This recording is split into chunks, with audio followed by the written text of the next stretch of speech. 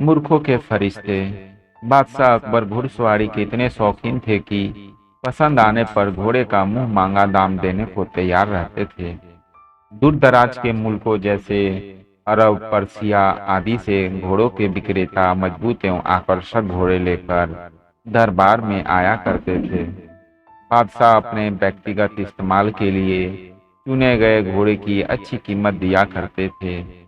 जो घोड़े बादशाह की रुचि के नहीं होते थे, उन्हें सेना के लिए खरीद लिया जाता था। अकबर के दरबार में घोड़े के विक्रेताओं का अच्छा व्यापार होता था। एक दिन घोड़ों का एक नया विक्रेता दरबार में आया। अन्य व्यापारी भी उसे नहीं जानते थे। उसने दो बेहद आकर्षक घोड़े बादशाह को बेचे और कहा कि वह ठीक ऐसे ही 100 घोड़े और लाकर दे सकता है, बेशर्त उसे आधी कीमत पेशगी दी जाए। बादशाह को इसलिए घोड़े बहुत पसंद आए, सो वैसे ही 100 और घोड़े लाने का तुरंत मन बना लिए। बादशाह ने अपने खजांची को बुलाकर व्यापारी को आधी रकम अदा करने को कहा। खजांची उस व्यापारी को लेकर खजाने की ओर चल दिया, लेकिन किसी को भी यह उचित नहीं लगा कि बादशाह ने एक अनजान व्यापारी को इतनी बड़ी रकम बतौर पेशगी दे दी।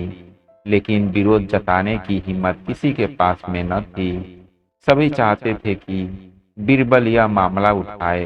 बीरबल भी इस सौदे से खुश न था। वह बोला, हुजूर, कल मुझे आपने शहर भर के मूर्खों की सूची बनाने को कहा था। मुझे खेद है कि उस सूची में आपका नाम सबसे ऊपर है। बादशाह अकबर का चेहरा गुस्से से मारे सुर्ख हो गया। उन्हें लगा कि बीरबल ने भरे दरबार में विदेशी मेहमानों के सामने उनका अपमान किया है। गुस्से से भरे बादशाह चिल्लाए, तुम्हारी हिम्मत कैसे हुई हमें मुफ्त बताने की? क्षमा करें बादशाह, सलामत। बीरबल अपना सिर झुकाते हुए सम्मानित लहजे में बोला, आप चाहे तो मेरा सर कलम करवा दे। यदि आप कहने पर तैयार की गई मूर्खों की फरिश्ते में आपका नाम सबसे ऊपर रखना आपको गलत लगे।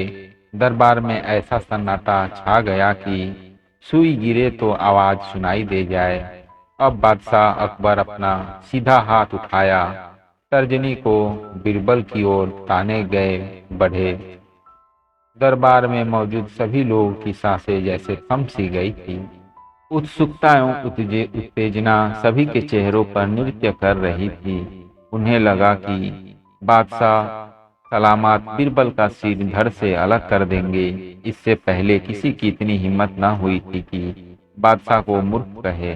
लेकिन बादशाह ने अपने हाथ बीरबल के कंधे पर रख दिया। वह कारण जानना चाहते थे। बीरबल समझ गया कि बादशाह क्या चाहते हैं। वह बोला, अपने घोड़े के ऐसे व्यापारी को बिना सोचे समझे एक मोटी रकम पेशगी दे दी, जिसका अता पता भी नहीं जानता। वह आपको धोखा भी दे सकता है। इसलिए मूर्खों की सूची में आपका नाम सबसे ऊपर है। हो सकता है कि आप वह व्यापारी वापस ही ना लौटे। वह किसी अन्य देश में जाकर बस जाएगा और आपको ढूंढे नहीं मिलेगा। किसी से कोई भी सौदा करने के पूर्व उसके बारे में जानकारी तो होनी ही चाहिए। उस व्यापारी ने आपको मात्र 2 घोड़े बेचे और आप इतने मोहित हो गए कि मोटी रकम बिना उसके जाने पहचाने ही दे दी। यही कारण है बस। तुरंत खजाने में जाओ और रकम की अदाई रखवा दो। अकबर ने तुरंत अपने एक सेवक को दौड़ाया। बीरबल बोला, अब आपका नाम उसी सूची में नहीं रहेगा। बादशाह अकबर कुछ क्षण तो बीरबल को घूरते रहे, फिर अपनी दृष्टि दरबारियों पर केंद्रित कर ठहाका लगाकर हंस पड़े। सभी लोगों ने राहत की सांस ली कि बादशाह को अपनी गलती का एहसास हो गया था।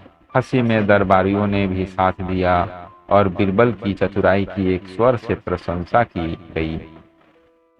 दोस्तों, ये कहानी अच्छी लगी हो तो एक लाइक जरूर कर देना और ऐसे ही कहानी सुनने के लिए इस चैनल को सब्सक्राइब जरूर करना।